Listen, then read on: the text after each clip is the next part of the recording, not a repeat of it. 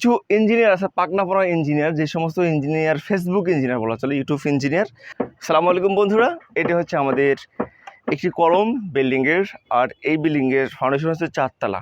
তো আমাদের যে কলমটির বাধাই করেছি দেখতে পাচ্ছেন, প্রতিটি কলমে কিন্তু আমরা শর্ট কলমে যে রয়েছে দেখেন, আমরা প্রতিটি কলমের রিংয়ের সঙ্গে কিন্তু আমরা টাই রিং ব্যবহার করেছি।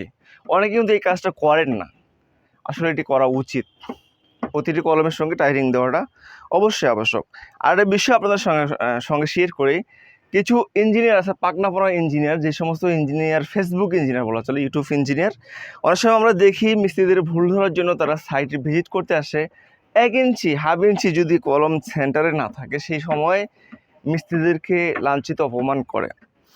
তো আপনাদেরকে দেখাই, এই যে আমাদের কলমটা দেখতে পাচ্ছেন, এই কলমের কিন্তু এটা ডিজাইনে আমাদের এই হয়ে এসেছে।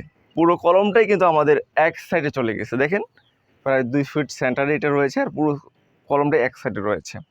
তো এই যে কলমটা 1 ইঞ্চির জন্য একজন মিস্ত্রিকে, একজন কন্ট্রাক্টরকে, অনেক ইঞ্জিনিয়ার, আমি বলি ওই সমস্ত বাটপার ইঞ্জিনিয়ার, কারণ তারা, আমরা জানি হ্যাঁ ঠিক আছে সেন্টারে থাকা স্বাভাবিক, এটা থাকতে হবে নিয়ম, কিন্তু অনেক সময় কাজের ক্ষেত্রে এটা হয়ে থাকে, কারণ এক ইঞ্চি হাফ ইঞ্চি এটা ডিফারেন্স হতে পারে, কিন্তু 1 ইঞ্চি হাফ ইঞ্চি ডিফারেন্সের জন্য তারা লাঞ্ছিত করে থাকে, তাদের ইঞ্জিনিয়ারিং দেখানোর কারণে তাদের মিস্ত্রিদেরকে অপমান করে। কিন্তু যখন তারা ডিজাইন করে দেয় 2 ফিট এক সাইডে আর 4 ফিট আরেক সাইডে, সে সময় এটা জায়েজ হয়।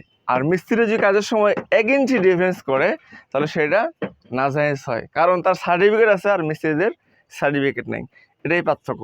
তো সেই সমস্ত ইঞ্জিনিয়ার থেকে অবশ্যই আপনারা দূরে থাকার চেষ্টা করবেন, কারণ তারা ছোট বিষয়টাকে তিলকে তাল বানিয়ে একজনকে অপমান করার জন্য তারা অভ্যস্ত।